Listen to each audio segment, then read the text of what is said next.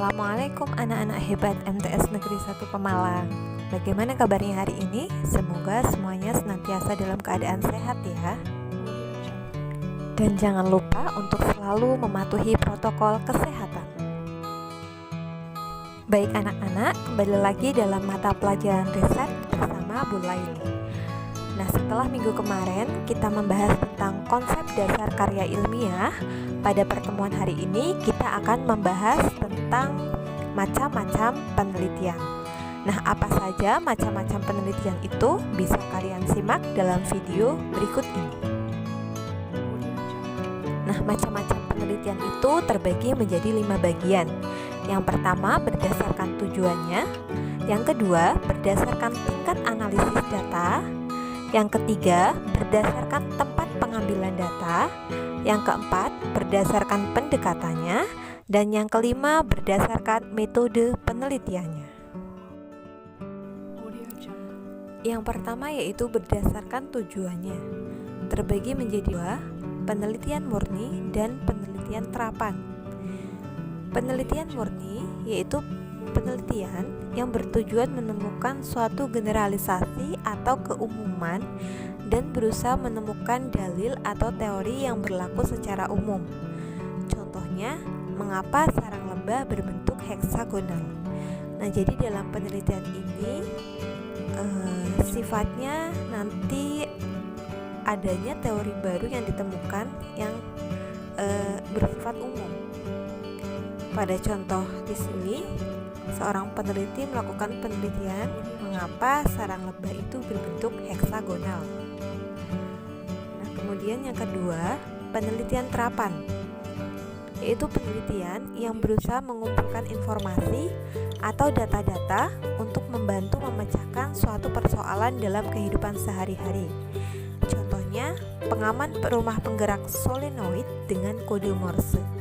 Nah, jadi di sini penelitian terapan itu lebih menitik beratkan pada adanya pemecahan masalah atau solusi yang ditawarkan oleh si peneliti itu dalam memecahkan masalah atau persoalan dalam kehidupan sehari-hari. Contohnya di sini ada permasalahan, peneliti ini ingin membuat pengaman rumah penggerak solenoid. Nah, ditemukanlah atau dikumpulkanlah informasi atau data-data yang kira-kira bisa membantu memecahkan masalah, dan kemudian ditemukan oleh si peneliti ini dengan kode Morse.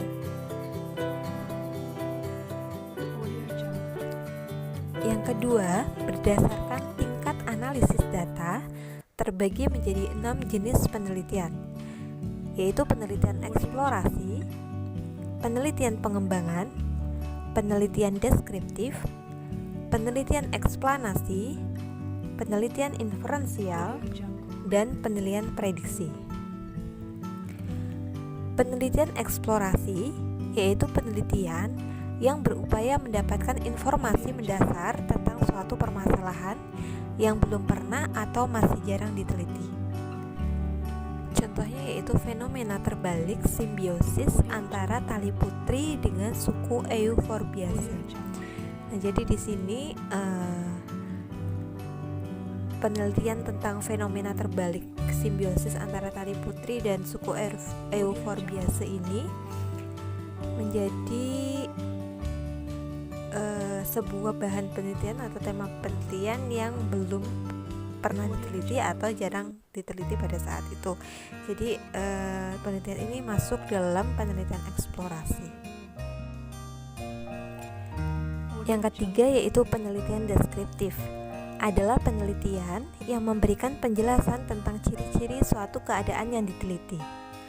Dalam penelitian deskriptif, peneliti tidak memberikan simpulan umum. Peneliti hanya memaparkan, memberikan gambaran, melaporkan suatu objek, keadaan, atau peristiwa. Contohnya, pengaruh game online terhadap prestasi belajar siswa madrasah aliyah. Nah, jadi dalam hal ini, penelitian deskripsi itu hanya memberikan gambaran atau memaparkan hasil dari penelitian. Ada contoh di sini, pengaruh game online terhadap prestasi belajar siswa madrasah aliyah. Jadi nanti penelitian ini hanya mendeskripsikan bagaimana sih pengaruh game online ini terhadap prestasi belajar siswa madrasah aliyah. Kemudian yang keempat yaitu penelitian eksplanasi.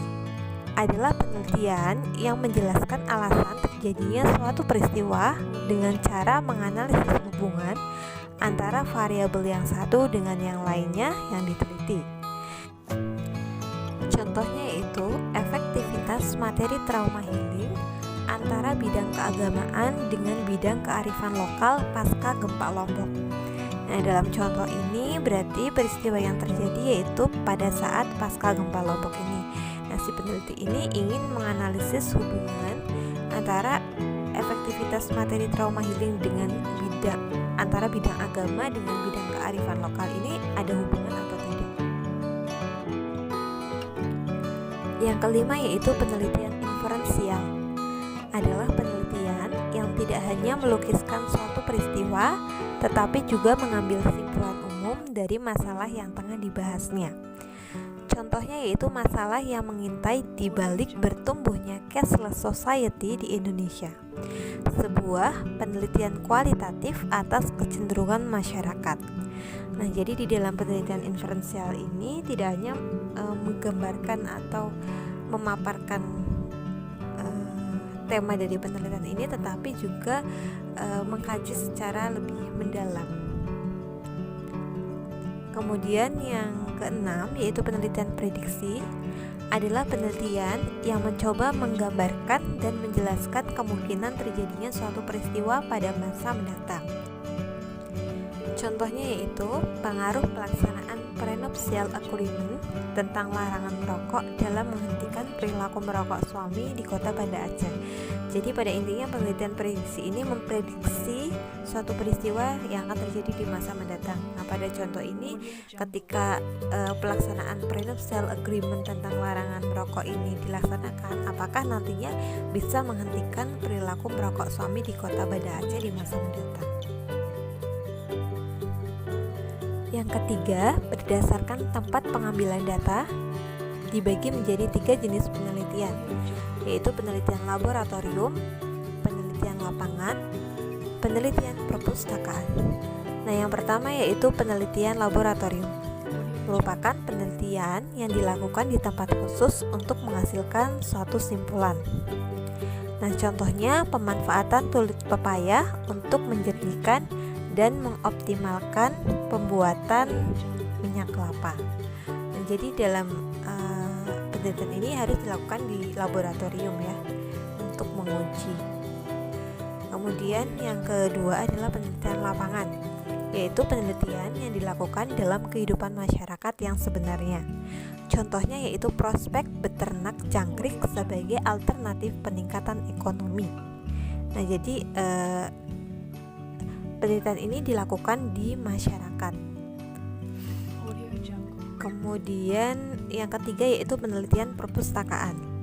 Merupakan penelitian yang berdasarkan pada buku-buku, naskah-naskah, dokumen, majalah, catatan di perpustakaan untuk mengumpulkan data dan informasi penelitian.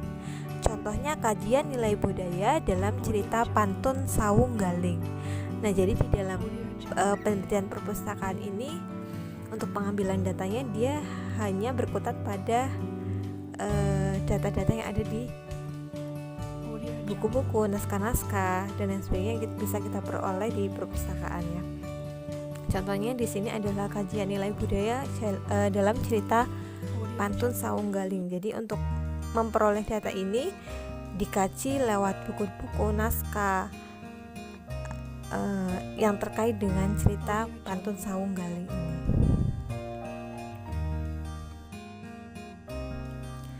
Nah, yang keempat, berdasarkan pendekatannya terbagi menjadi 5 jenis penelitian, yaitu penelitian survei, penelitian kualitatif, penelitian kuantitatif, penelitian historis, dan penelitian kebijakan. Yang pertama yaitu penelitian survei. Pada umumnya dilakukan untuk membuat generalisasi dari suatu pengamatan terbatas menjadi simpulan yang berlaku umum bagi populasi. Contohnya, survei cyberbullying terhadap siswa Madrasah Sanawiyah di kota Jakarta Selatan. Nah, jadi dalam penelitian survei ini menggeneralisasi pengamatan terbatas dan kemudian menarik kesimpulan. Contohnya saja dalam hal ini adalah melakukan survei ya, mungkin lewat angket bisa, terkait dengan cyberbullying yang terjadi pada siswa Madrasah Tsanawiyah di Kota Jakarta Selatan. Tetapi nantinya dalam penelitian ini tidak semua siswa Madrasah Tsanawiyah ini dimintai survei, tetapi cukup ada sampel atau beberapa orang saja yang dimintai survei, kemudian ditelat, oh ya ternyata bisa digeneralisasikan atau diberlakukan untuk semua. Yang kedua yaitu penelitian kualitatif, dilakukan untuk memahami fenomena sosial untuk pandangan pelakunya.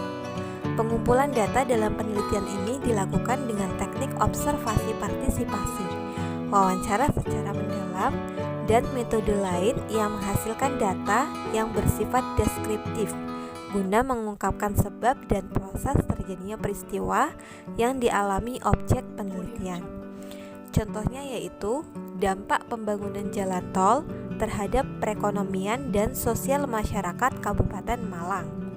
Nah, jadi dalam penelitian kualitatif ini nantinya bersifat deskriptif, tetapi deskriptifnya dia akan lebih mendalam, bisa diungkap sebab, proses terjadinya suatu peristiwa. Seperti pada contoh ini, jadi nanti bisa dihasilkan hasil penelitian yang mendalam terkait dengan dampak pembangunan jalan tol terhadap perekonomian sosial masyarakat di Kabupaten Magelang itu seperti apa.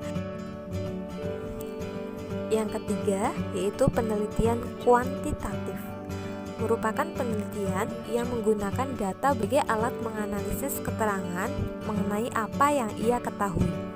Contohnya yaitu pengaruh kelengkapan fasilitas hiburan keluarga dan motivasi berprestasi terhadap disiplin belajar siswa madrasah aliyah.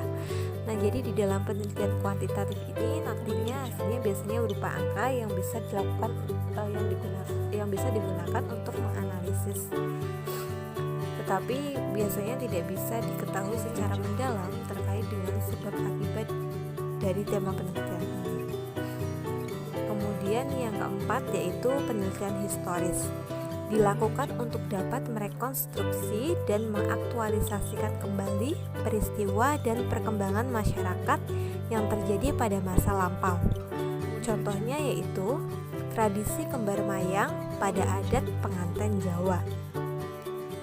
Nah, yang kelima, penelitian kebijakan adalah penelitian yang bertujuan menghasilkan alternatif rekomendasi kebijakan dengan cakupan luas. Contohnya, program Desa Cerdas dan modal sosial di Desa Loram Wetan. Nah, jadi dalam penelitian kebijakan ini nantinya akan hasil penelitian itu menjadi alternatif solusi atau rekomendasi untuk kebijakan pemerintah. Yang kelima, berdasarkan metode penelitiannya terbagi menjadi dua jenis, yaitu penelitian non-eksperimen dan penelitian eksperimen.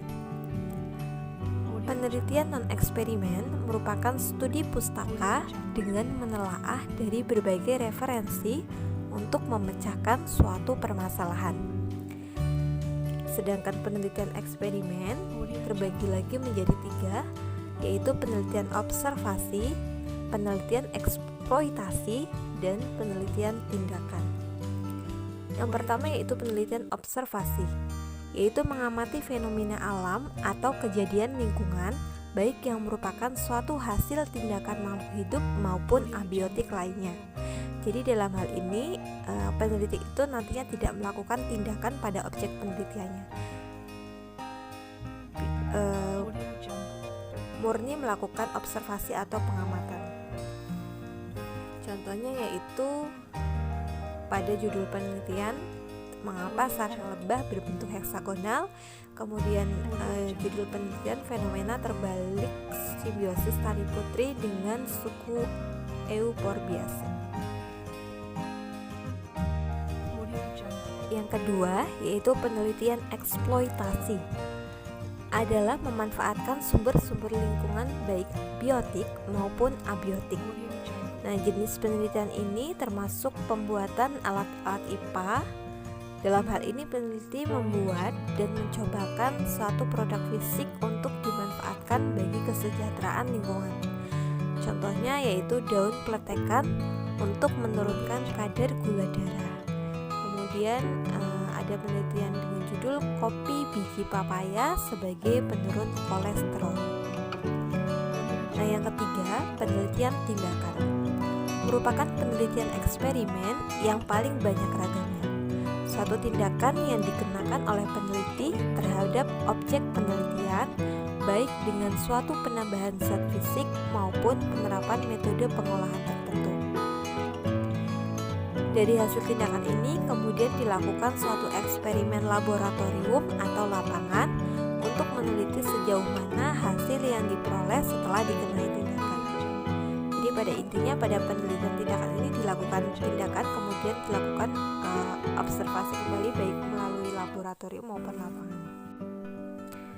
Contohnya yaitu pemanfaatan kulit papaya untuk menjernihkan dan mengoptimalkan pembuatan minyak kelapa. Baik anak-anakku semua, demikian materi riset pada hari ini terkait dengan macam-macam penelitian. Semoga ilmu yang kita dapatkan hari ini bermanfaat. Sampai jumpa di pertemuan selanjutnya. Mulai akhiri. Wassalamualaikum warahmatullahi wabarakatuh.